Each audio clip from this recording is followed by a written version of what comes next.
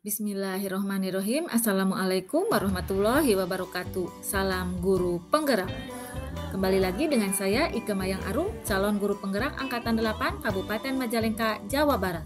Saya bertugas sebagai guru farmasi di SMKS Rise Majalengka.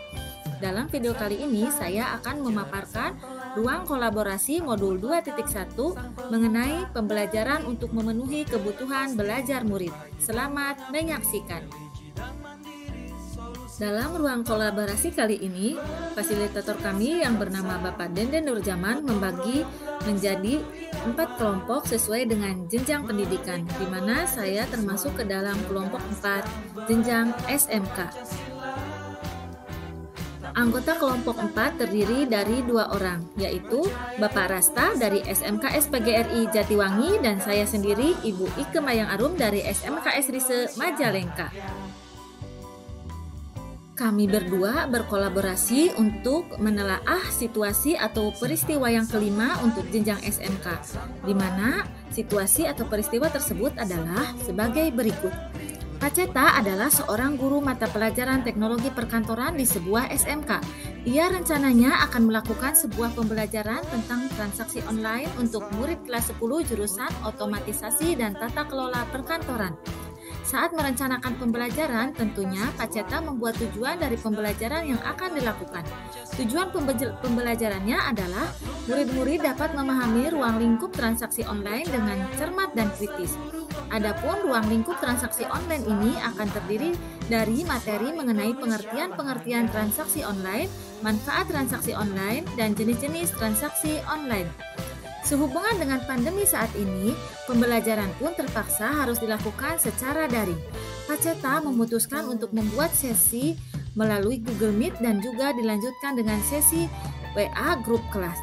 Ia membuat skenario pembelajaran sebagai berikut. Yang pertama, Pak Ceta akan membuat sesi daring melalui Google Meet dengan murid-murid di satu kelas. Setelah melakukan pembukaan dengan berdoa dan bertanya tentang perasaan murid, Pak Ceta lalu menjelaskan tujuan pembelajaran apa yang ingin dicapai pada sesi pembelajaran tersebut. Pada proses pembelajaran kali ini, Pak Ceta menggunakan discovery learning di mana nantinya murid-murid akan menggali informasi sebanyak-banyaknya secara mandiri. Lalu dilanjutkan dengan sesi penguatan dan menarik benang merah dari informasi yang diperoleh secara bersama-sama. Yang kedua, Pak Ceta lalu menjelaskan tahap pembelajaran yang akan dilakukan oleh murid-muridnya melalui slide presentasi yang informatif. Terdapat bagan timeline pengerjaan tugas, penjelasan, dan gambarannya. Ia menjelaskan bahwa topik yang harus digali oleh murid secara mandiri di rumah adalah tentang ruang lingkup transaksi online yang terdiri dari materi mengenai pengertian-pengertian transaksi online, manfaat transaksi online, dan jenis-jenis transaksi online. Setelah itu, murid-murid dibebaskan untuk membuat rangkuman dari informasi yang didapatkan dalam beragam bentuk, baik itu poster, PowerPoint, note, mind map, dan lain-lain, agar lebih mudah dan dirasa dapat menggambarkan pemahaman mereka. Setelah itu, di sesi selanjutnya, murid-murid akan kembali ke ruang online Google Meet kelas dan berbagi mengenai informasi yang diperoleh. Lalu, Pak Ceta akan memandu proses penarikan benang merah. Yang ketiga, di akhir pertemuan daring, Pak Ceta memberikan waktu untuk muridnya mengajukan pertanyaan jika ada hal-hal yang kurang dimengerti. Setelah itu, ia juga mempersilahkan muridnya untuk menghubungi via WA kelas jikalau ada kebingungan saat menggali informasi secara mandiri di rumah. Tak lupa ia memberikan semangat. Yang keempat, untuk memudahkan murid-murid, Pak Ceta pun membagikan slide presentasinya ke dalam WA kelas. Tak lupa, Pak Ceta pun memantau proses pekerjaan mandiri murid melalui pertanyaan singkat di grup WA dan mengingatkan para murid ketika menggali informasi, tak lupa mencatat sumber informasinya.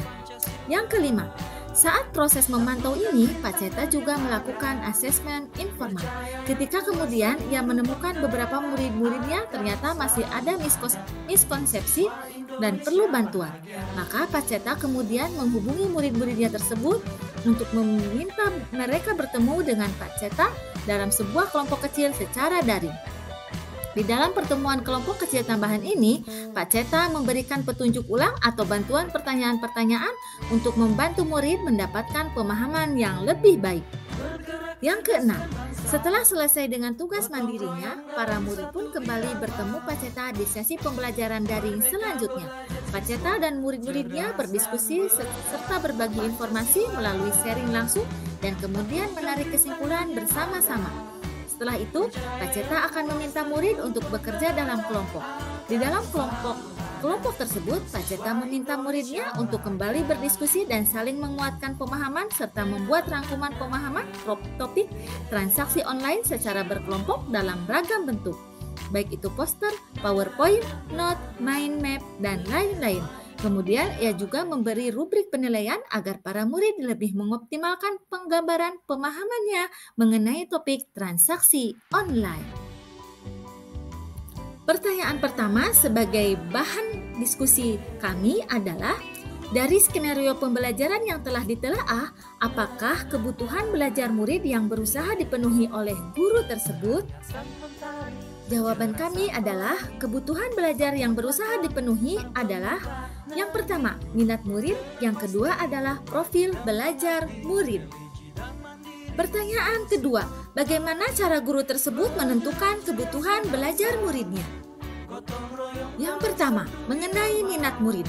Beberapa cara yang dapat dilakukan oleh guru untuk menarik minat murid diantaranya adalah dengan yang pertama, menciptakan situasi pembelajaran yang menarik perhatian murid.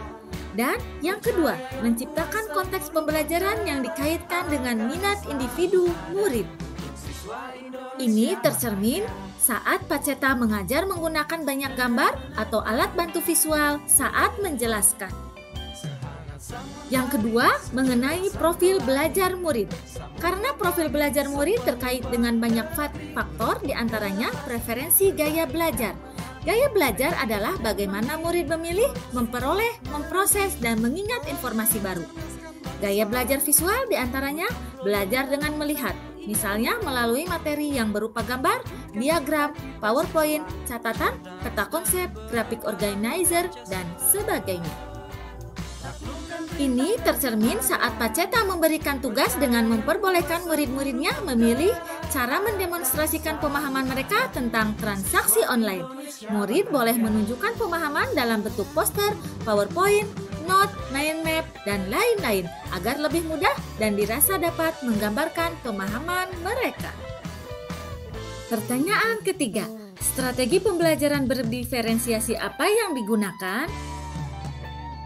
Jawaban kami adalah strategi pembelajaran berdiferensiasi proses dan produk, yaitu di mana pembelajaran berdiferensiasi produk, murid-murid dibebaskan untuk membuat rangkuman dari informasi yang didapatkan dalam ragam bentuk, baik itu poster, PowerPoint, note, mind map, dan lain-lain, agar lebih mudah dan dirasa dapat menggambarkan pemahaman mereka. Dan diferensiasi proses tercermin saat Pak Ceta melakukan asesmen informal. Ketika kemudian ia menemukan beberapa murid-muridnya ternyata masih ada miskonsepsi dan perlu bantuan, maka Pak Ceta kemudian menghubungi murid-muridnya tersebut untuk meminta mereka bertemu dengan Pak Ceta dalam sebuah kelompok kecil secara daring. Di dalam pertemuan kelompok kecil tambahan ini, Pak Ceta memberikan petunjuk ulang atau bantuan pertanyaan-pertanyaan untuk membantu murid mendapatkan pemahaman yang lebih baik. Dan pertanyaan terakhir adalah, bagaimana guru tersebut melakukan penilaian? Jawaban kami adalah penilaian secara sinkronus dan asinkronus, baik itu pengetahuan maupun keterampilan. Di mana tekniknya adalah unjuk kerja, yaitu dengan presentasi hasil rangkuman. Dan instrumen penilaiannya adalah berupa lembar observasi. Dari produk atau rangkuman informasi yang didapatkan oleh murid dalam ragam bentuk, baik itu poster, PowerPoint, note, mind map, dan lain-lain, itu adalah merupakan asinkronus. Dari keaktifan murid dalam berdiskusi dan mencari pemahaman tentang transaksi online. Dalam sinkronus. Dan yang terakhir, cara murid berpikir kritis, yaitu dalam menyimpulkan pemahaman mereka atas informasi yang diperoleh dari berbagai sumber. Itu merupakan sinkronus. Sekian presentasi hasil diskusi kelompok kami, yaitu kelompok 4 jenjang SMK dalam ruang kolaborasi modul 2.1 mengenai pembelajaran untuk memenuhi kebutuhan murid. Saya ucapkan terima kasih, semoga menginspirasi dan bermanfaat bagi banyak orang. Tetap hiasilah diri dengan senyuman dan hati yang cantik. Saya Ike Mayang Arum pamit undur diri. Assalamualaikum warahmatullahi wabarakatuh. Salam guru penggerak, bergerak, bergerak, dan menggerakkan.